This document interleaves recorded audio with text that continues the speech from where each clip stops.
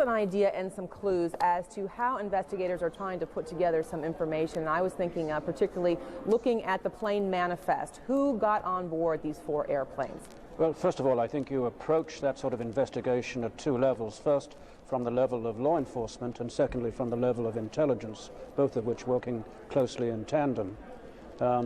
You look at the passenger manifest, you do checks with your records, your data banks, either in the CIA or in the FBI, and then you go out and investigate the people. You find their houses, their addresses, and just follow up on that. That, I think, is very, very important. So you look at everybody who was on board each of those 4 airplanes? Oh, absolutely. All must be very closely scrutinized.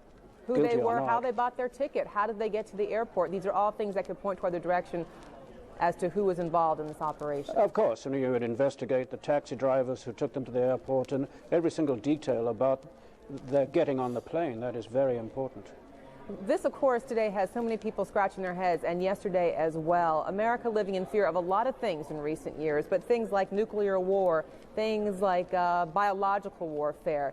How many people actually stop to think that an airplane could be a deadly weapon?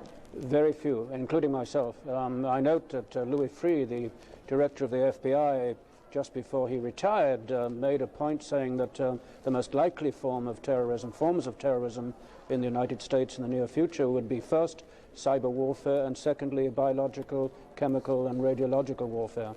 This is conventional terrorism, admittedly in a very, very deadly form. And as people try to